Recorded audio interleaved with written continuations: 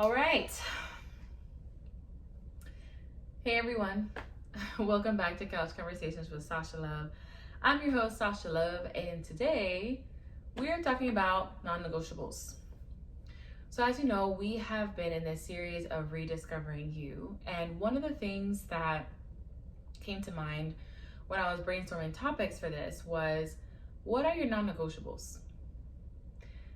So a perfect segue into this is an example from when I was moving from California to Miami to start working.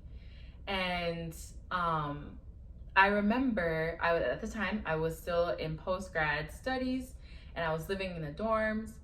And granted, I was an RA, so I had my own room, but I didn't have my own kitchen or anything like that. So I would have to grab all my things and walk all the way down the stairs, go down to the first floor kitchen. Mind you, I was on the third floor. Go down to the first floor kitchen, bring all my stuff with me, and God forbid that I forgot something upstairs in my room, like a spice or a container to put my food in, or a specific food ingredient, or my knife to cut my food. Hopefully I didn't forget anything, but if I did, then I was leave all my stuff there, risk it potentially getting taken or borrowed without asking, and then go up to the third floor, grab what I needed, and then come back down. By the time I was done, I did a whole workout, and I was like, I don't even know if I still want to cook at this point. Among other things, shared bathroom was another thing that I struggled with, but nonetheless, I remember when I realized I was gonna get to move to Miami and immediately making plans. Okay, it's time to find an apartment. I had never lived in an apartment before. Living in the dorms was my first experience living away from home. So I did have the experience of living on my own in a crowded dorm full of women, but still it was on my own. But this was the first time I was gonna live on my own space, my own everything, on my own. So I made a list of things that I needed to have in my apartment, things that were non-negotiable, things that I refused to budge on. After my 4 years in post-grad, living in a dormitory, I was not going to budge. The first thing was I had to have an in-unit washer and dryer. I was not gonna do the whole leave my room, go all the way down to another remote place, do my laundry again. No. So that was non-negotiable. The second was a given, my own bathroom and shower. But I feel like that was such a non-negotiable that I didn't even need to speak on that. That was a given. My own bathroom, shower, bathroom, everything. And then the third thing was my own kitchen. So when I went apartment shopping, looking for places, it was very easy to make a list of my top choices because I used my non-negotiables to take out the places that wouldn't fit me. So any places that had out-of-unit washer and dryers, any places, well, most of it, the big one that I had an issue was the in-unit washer and dryer. Everything else was easy to find, but anything that didn't have any of my non-negotiables went off the list, and I was able to find a place to live that I definitely enjoy, much better than the dorm experience. Would recommend if you can afford it.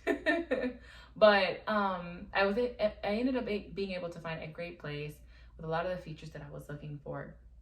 And to this day, I'm super grateful to be in this space. So why did I share that whole story with you? Non-negotiables is not just the principle we need when we're trying to find an apartment or a house or a new job. Non-negotiables are things that is something that we also need to apply to our own lives, especially in relationship to ourselves and how we engage with other people and other situations. What do I mean by that? So I think for me, I was trying to figure out if I should do a general one or if I should do one that's more specific, but let's keep it general. So for the most part, a lot of us don't like feeling betrayed when we're in a friendship or a relationship or something like that. And for a lot of us, betrayal is a deal breaker. So if we feel a sense of betrayal, depending on the magnitude, if it's a huge, major betrayal that affects our trust in the person, we tend to walk away, right? What about with ourselves? Excuse me. What are the non-negotiables we have with ourselves? Let's say if you're non-negotiable with other people is betrayal. Have there been times where you betrayed yourself? That's a thought. I had to pause on that for a second. But no, seriously, like what are the non-negotiables we have for ourselves? We tend to forget that that we have a relationship with our own selves. And sometimes we don't hold that relationship in a standard as high as we hold relationships with other people. Oh, this person better not lie to me. Or, nope, I'm not going to deal with the betrayal. Or, no, I'm not going to deal with cheating. Or, no, I'm not going to deal with X, Y, and Z. Whatever your list is. How many times have we sat down and made a list of things that we wouldn't do for ourselves that are non-negotiable? No disrespectful thoughts, no disrespectful comments, no betrayal. If I say I'm going to show up for myself in this way, I'm going to show up for myself. Yes, I will always keep my word. Whatever that list is. Have we sat down and really made it clear to ourselves, what are the non-negotiables? Non-negotiables, on one hand, may feel like, ooh, that's too restrictive. I can't be free. I can't just do what I want. I can't do, I can't just be. But I would actually challenge you and say having non-negotiables actually reinforces that you love yourself. You appreciate who you are. And by extension, when it's in context of relationship, you're explaining that you appreciate this relationship, you appreciate this space. And to preserve this space, to preserve this relationship, these are the things that are going to be non-negotiable.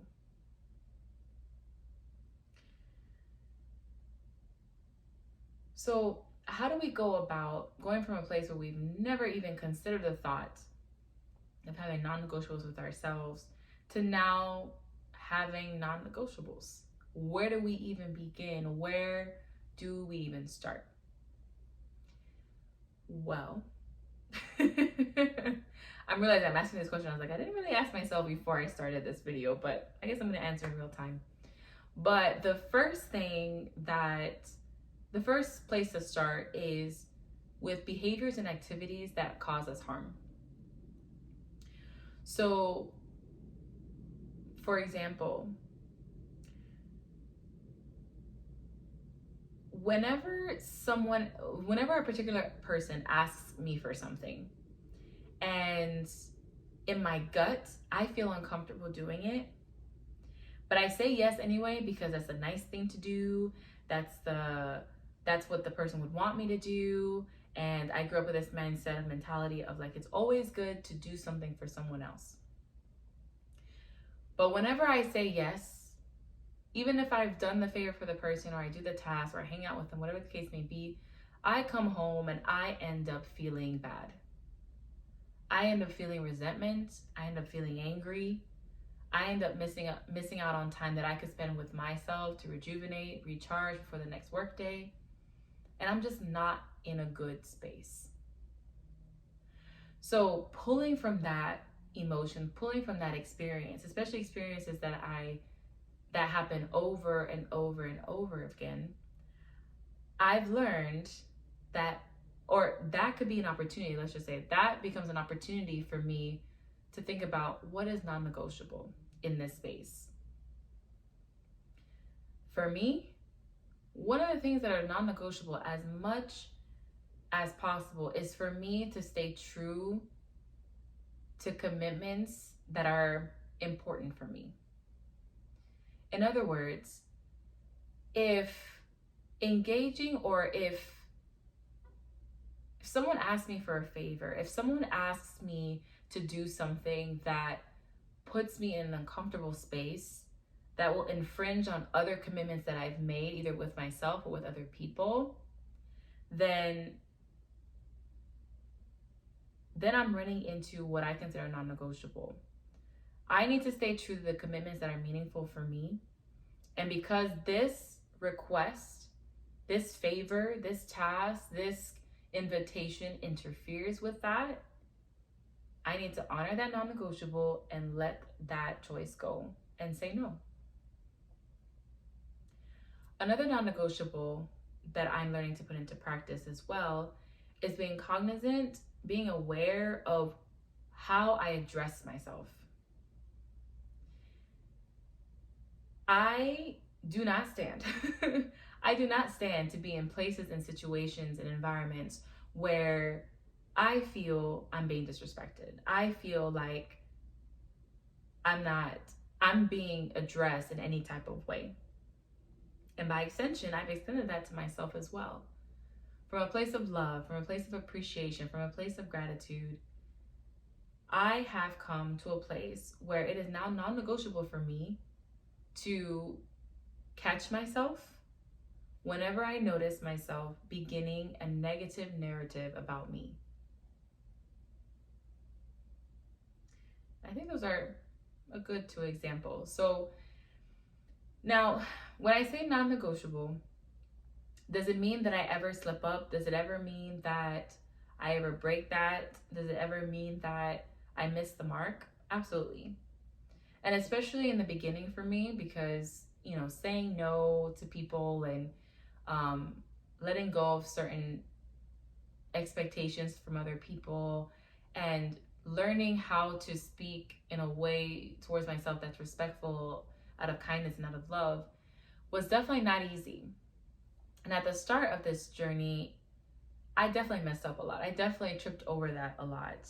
And I definitely gave myself way more chances than I would have given anyone if someone else had been doing that to me. But as I've continued on my healing journey, I have realized the gift, I have realized the joy, I've realized the peace that I have when I honor those non-negotiables, when I honor those promises. That's another way of kind of viewing them, promises to myself, or when I keep my word to myself. That's another way to view it. So if non-negotiables doesn't really click with you, think about it as keeping your word to yourself, or think about it as promises to yourself. So when I observe that over time, like staying true to these promises, staying true to my words, staying true to what was non-negotiable for me, I ended up feeling better about myself. I ended up being in a better place emotionally, mentally, and spiritually. It just encouraged me that much more to stay true to those things. So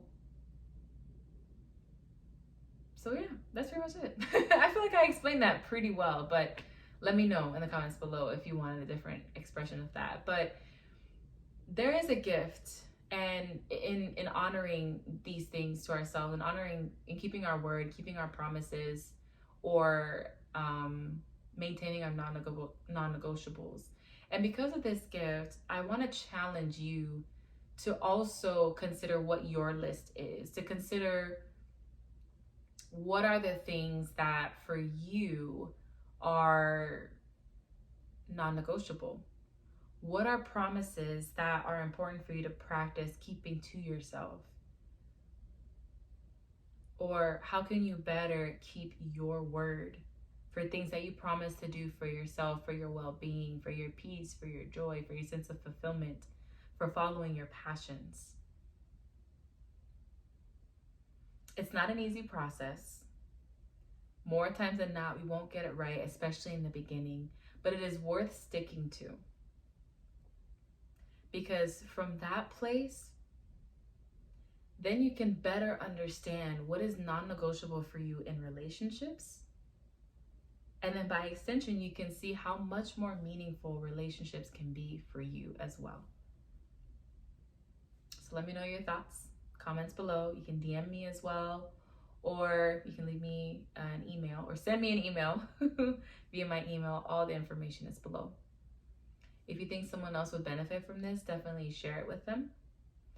And if you definitely want to hear more about these videos in this series, feel free to also like and subscribe. So until next time, take care.